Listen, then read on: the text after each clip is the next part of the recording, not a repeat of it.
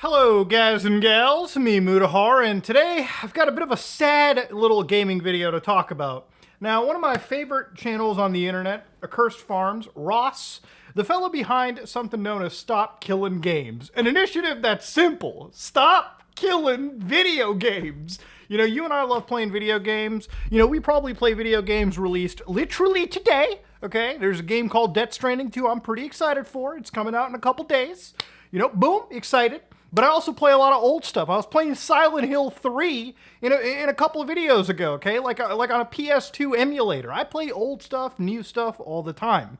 I think video games is a lot like art. You know when people go out and they listen to like Beethoven and shit like that, music from like back in the day? You know, it's stuff that's preserved. It's stuff that's not killed. It's there for everyone to listen to.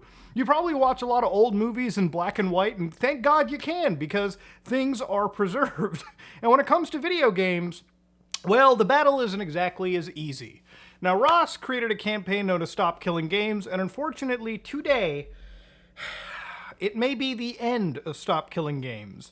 And unfortunately, it's not a good ending, it may actually be a bad ending. So to give you an idea, to go to the website, Stop Killing Games is a consumer movement started to challenge the legality of publishers destroying video games that they've sold to customers. So, look, I'm just gonna like cut through the misinformation and like cloud of nonsense pretty easily. I'm gonna give you guys a pretty simple example. This is a game called Need for Speed 2015. Now you might be like, whoa, this seems fun. I'm driving cars and everything. This is a game that you're forced to connect online with, okay? It was a problem when it came out, and it still actually is a problem now. Now the game's actually good, but see the problem is, because it requires a connection to the internet, when that, server goes offline, this game is effectively killed. It's dead. Now you might remember, obviously, with Stop Killing Games, when we first talked about it, Ubisoft had a game called The Crew, which went offline. They took away people's actual video game purchase, and it just kind of went up and poof into the air. This is what's going to happen with Need for Speed if things don't get addressed. Now, again, to give you an idea, imagine if you go to a store, right? And you have a copy of Need for Speed. You go up, you go to the cashier, you're like, hey man, can I have Need for Speed? And they're like, well, sure thing, it'll be $59.99. And you're like, okay. And you go home, you install your game, and it's like all good. You don't know any better. But imagine if the cashier, did this instead. Hey man, can I buy Need for Speed? Sure, it'll be $59.99. Of course, let me give you the money. Hold on there, pal. Do you know that if this game's online servers go out, you'll lose access to it? And you're the consumer, you're like, whoa, wait, that doesn't seem logical. Wait, you're telling me that this game that I'm buying right now, I mean, you could even flip it with something like Rainbow Six Siege. You're telling me this game that I bought, I won't really own it? Well, of course you won't. You mean I don't own this game like a lot of other games that I own that I buy physically or I just buy access to? No, you're actually renting the game.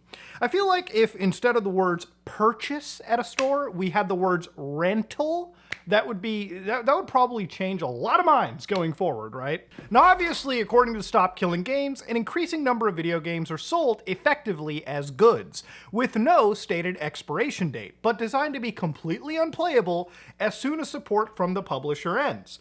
So again, when you go to a store and you buy a copy of these games, they don't really tell you on the box, this is the day your access will die. If games did that, bro, let me tell you, they would not fucking sell.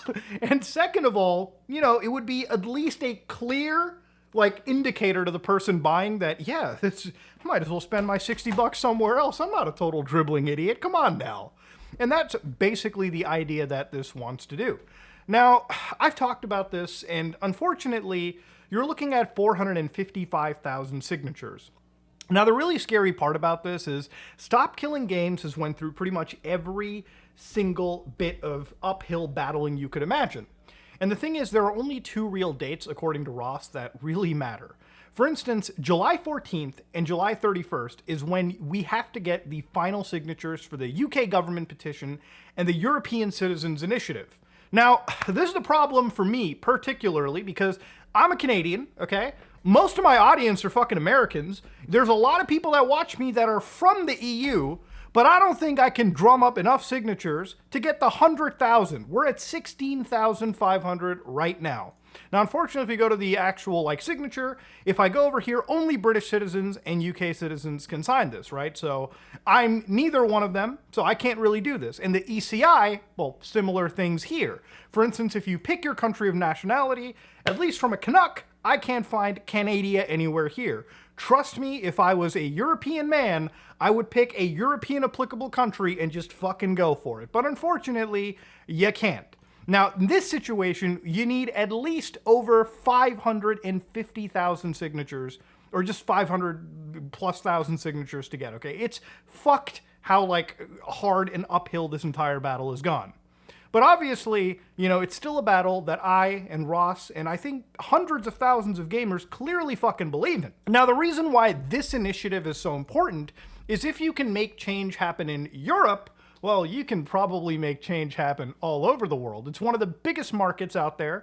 And if you can make change happen there, then developers who are thinking about sunsetting their games have to think about one of the biggest markets, and usually that'll just carry over across the entire world in theory. You know, if they're going to do something different for Europe, you probably would imagine they'd have to do something similar for America and Canada, right? Unless they're really adamant on killing games, and this is just a way to force them to not remove products that we end up buying. Now, one of the things that, you know, has really kind of rubbed me weird about this is one online content creator known as Pirate Software. Now, Pirate Software is a pretty popular creator. You know, he's somebody that is known as an independent video game developer. He's a pretty popular personality. And according to Ross, and I wasn't really knowledgeable about how much of an impact Pirate Software has had, but one of his videos regarding Stop Killing Games was actually filled with a lot of misinformation, according to Ross, and honestly, according to even Louis Rossman. And honestly, me at this point, the more I watch any content related to this, critical of this video by Pirate Software, because realistically, it really seems like he might have been somebody that has taken the wind out of the sails. Thor's coverage has been bigger than literally anyone else on those lists, except Asmongold.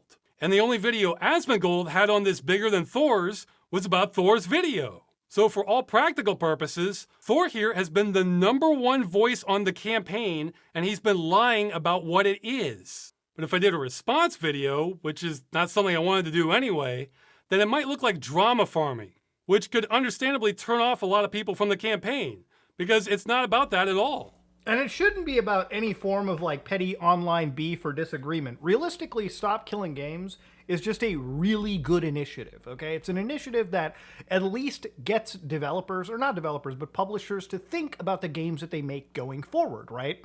The thing about Stop Killing Games is it's not a way for them to go into the past and start forcing stuff onto developers. It's about setting a path forward so that developers who are, you know, or publishers that are, you know, creating brand new games have this in mind as they have to like create games. They have to have a logical sunset plan, so when things come down the road, you know, severing a video game and giving people the software they bought is not something that's impossible.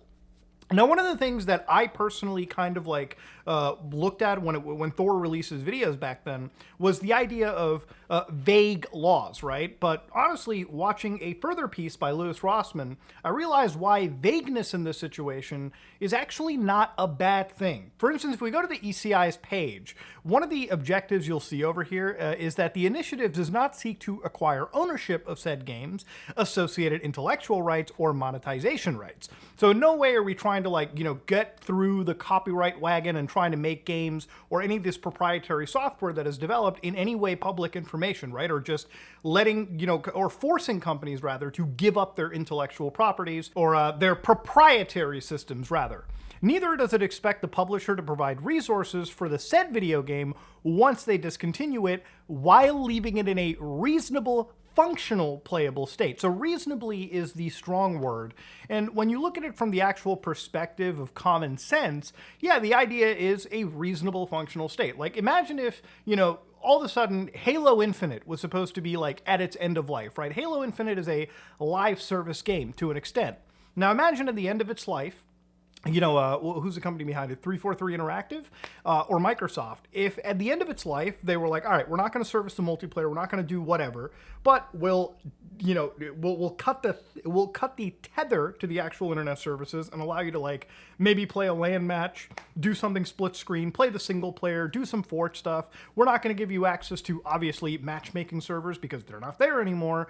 We're also not going to give you leaderboards or things like that require a server to be active, right? So that's a reasonable experience. Similar to like the crew, right? Like imagine if Ubisoft was like, all right, we're removing the crew from sale. We'll give you access to this game's single player component, which that's the majority of it. You just can't do anything with the online leaderboards or online matchmaking because reasonably that doesn't exist. And reasonably is a strong word here. Now, when it comes to Ross, obviously this is not supposed to be some crazy drama between creators or anybody. It's just supposed to be gamers who look at good law, good objectives, and think, yes, I care about video games. I want video games preserved. Let's just try to get these companies to at least respect video games and their preservation going forward. It's something that should be, what is the word, bipartisan? Something that should just not be a divisive effort. We're all gonna die, right? That's a morbid way to put it, but like music, like movies, like software, like other softwares in general, not just video games, you wanna make sure that this stuff lasts hundreds of years in the future, and you wanna make sure you lay the groundwork now so that going into the future from 2025, 2026 onwards, we as gamers don't have to worry about future games facing this crisis today. So for those who don't understand, the Stop Killing Games initiatives is basically we don't want single-player games to have DRM that the developers can turn off and thus render the single-player games inactive anymore.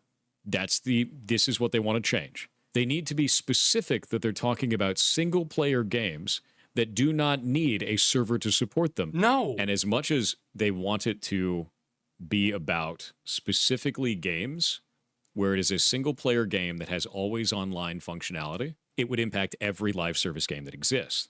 So again, this is a distinction that wasn't even being made. Nobody's talking about just single player games or multiplayer games or anything of this nature, okay? We're just talking necessarily about every game under the sun, okay? That's realistically everything that's it. And Ross made a pretty good slide in his video where he talked about it too, like just as a good example. For instance, games that are sold as a one-time purchase that don't require a connection. So say you're playing Shenmue 1 and 2, the HD collection. Well, congratulations, you're not even part of the equation. The game is just a one-time purchase. It's a purely single-player experience. No one gives a shit, okay? It's not being destroyed. As long as you have the disc and functional hardware, you're good. Games sold as a one-time purchase with no stated expiration date that require a connection to the publisher or affiliated parties. So yes, in certain cases like this, you're talking about games like I mentioned earlier, Need for Speed, where you buy it once, but you need to connect to EA servers to play it. Well, going forward, developers and publishers should have some plan going forward so that down the road, when the server is stopped, they can at least push a patch to the game to give you reasonable functionality. That's not outlandish. Games that are completely free. Again, no impact. If you want to download Jets Rampage, the fucking like PC game from like back in 2003, you can download that and play it just fine. No issues there. Microtransactions for games sold as a one-time purchase with no stated expiration date. The publisher would be required to implement an end-of-life plan when support ends, so the customer's microtransaction would not be permanently disabled. Imagine if you bought a video game, even if it's a single player or if it's a multiplayer game, you bought like a $20 skin. Fuck, there's a $40 skin for like Rainbow Six Siege now that I saw for Valkyrie. Imagine if you spent 40 bucks on something and, down the road, if they ever wanted to remove it, they clearly can, you would lose access to your $40 purchase right there and then, which again is insane for a microtransaction, but that's the world we live in. Games that are sold as a service with a stated expiration date. They would attempt to require publishers to have some sort of end-of-life build when support ends. But they would probably fail as there's no basis in consumer law for this. Only justification would be via art and culture preservation laws, which are very weak. Now, a good example of this would be an MMO, right? Like something like Final Fantasy XIV Online. Now, there's no way for you to play that game without an online subscription or a connection to Square Enix's servers. But let's just go down the road and say, all right, well, fuck it. What about like down the road, if they're done with their game, can we possibly have a build of it without connecting to your servers. And maybe Square Enix could provide that. They certainly don't need to. And sometimes you get lucky with popular MMOs like FF14, where like the original version of it, there are private servers that you can access and you can play to have some preserved build of the game that's there. But I'm going to touch upon this a little bit going forward because it has a lot to pertain to how Pirate Software is kind of like talked about the situation. Like in Ross's video, one thing that he points out really well, actually, that I think really nips the point here is that when it comes to Blizzard's own terms of service, right, where Blizzard reserves the right to terminate the agreement at any time for any reason or for no reason, with or even without notice to you. So for instance, if you buy a game from them, they can just remove access right there. And the thing is, the whole point is not to argue about this, it's to make sure that this whole clause doesn't fucking exist. Because you can understand how this is entirely hostile to the actual person, right? Like imagine buying Diablo 4 and not getting to keep access to the game, not because the servers are gone, it's just because Blizzard can take it away at any given moment. They don't even have to give you your fucking money back from what it seems in the situation. They can just be like, all right, the game's out from your library, we're not even going to bother engaging. You gave us money. We gave you a fuck you. It is what it is. If you can't see the problem in that, then there's no point in you watching the rest of my video. I'm sorry to say, like, you're never going to get it. You want that to stay in a functional, playable state. That means the devs have to release either server binaries or somehow carve off the game to be a single-player experience now. So this is the most important part from one of Thor's videos for me, where he talks about, like, what the developers have to do. So he said it very quickly, right? Like you have to release server binaries for games that are online only, right? Or games that are, MMOs, so that when the end of life comes, I guess people have access to playing their games. Now, for me, I've known how the back end of like some of these MMOs work. And for instance, like back in the day, I'm not saying that I ever did this for World of Warcraft because I would be against TOS, but there were private servers where you could just download binaries and you could run private servers on your local device. And, those were binaries that I'm not going to deny. I haven't looked at them for a while, but I wouldn't be surprised if there was some copyrighted code somewhere in there, okay? But, obviously, if you had things like a server binary, like the copyrighted code, you could probably run this stuff, relatively well. Now, one thing that I will agree with Thor on over here is sometimes it may not be easy for a game to cut itself off. So for instance, let's say that you're designing an MMO game, right? And I'm going to make this as simple as possible. Whenever you connect to an MMO game like World of Warcraft, you launch a client. Your client communicates with a server. Now, sometimes on that server, there could be other technologies that don't belong to Blizzard, for instance, that they need to, license, they need to interface with in order to run their game. So obviously, it may be a problem down the road when World of Warcraft ends, if it ends, that to release that binary, they have to start calling up some of these companies, like calling them and being like, hey, by the way, can we distribute some of your code? Can we distribute like whatever you've licensed with us? And that company may or may not agree, right? But again, the whole point of this initiative going forward is that the goal is to set the slate going forward, right? Like, you want to make sure that if this passes, down the road, companies will have to go, all right, so when I'm designing my game in the future with these online-only connections or DRM, that when it comes time to sunset the game, I can distribute the server binaries easier, I can distribute a patch easier, without me having to carve out really invasive parts of my server stack that I may not be able to, right? And if, again, an initiative like this passes, big companies will create actual compliance software so that down the road, if a game needs to be patched out, the compliance software may be picked over, another industry-leading solution, simply because, companies love to make a lot of money, right? And so when it comes to a server stack, 10, 15 years when it needs to be cut, they can easily sever the game from the server solution or release that server solution because it's by design, when they first designed the system, they designed the game, it's not made in a way that is so janky, right? It's already created with the foresight that it has to go offline at some point. So when that day comes, disconnecting the server and patching the game is not a daunting task. I'm going to actively tell people not to. That is awful. That is a horrible goddamn direction. That's awful, dude. No, eat my entire ass. The level of stupid that I just had to receive was like sitting on Twitter for 12 hours. This shit sucks. That's a really stupid-ass move. That's an incredibly stupid-ass move. I think this is ass. This is complete garbage. all of this can eat shit then. I drop the mask entirely. Like, I guess if you care a lot about, like, maybe live service games needing to exist and you're okay with shit being sunsetted, then, yeah, I guess then Thor is just not somebody that gives too much of a shit about maybe game preservation. Or maybe he genuinely has gotten it wrong. I really am trying to find the best in somebody in this situation. I actually really didn't know that his coverage of Stop Killing Games was actually so negative to the point that, according, I guess at least to Ross from Accursed Farms, it may actually be a situation where it really did take the wind out of those signatures, right? Like, you know, the signature, you know, pileup that's kind of stuck here and has been stuck here for a while, you know, it's not able to really move the needle forward because, you know, one large creators like viewpoints were just so damaging or misinforming that maybe it really kind of did spook other people from really talking about this. Maybe it did make Ross seem like a more kookier individual. But look, ultimately the end, I've kept you here long enough, okay? The point of this whole video is game preservation. It really is, right? And game preservation is first and foremost, it's above any form of internet drama here. It's above any form of, like, you know, just one sole video game. It's about the future of this industry going forward, right? And it's not just about online video games. It's not just about single player video games. It's just about video games. Now, I know I faced my own trials and tribulations with the Switch 2 stuff, but I have only purchased this one game for Switch, right? Cyberpunk 2077 Ultimate Edition.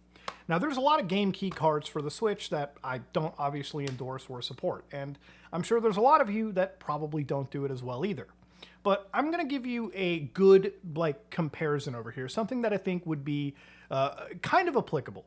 Imagine, would you have an issue with the game key cards if, let's say, tomorrow, Nintendo announced that, hey, we're going to have an online repository of, like, media that you can just download from. So let's say that you buy a Yakuza 0 game key card.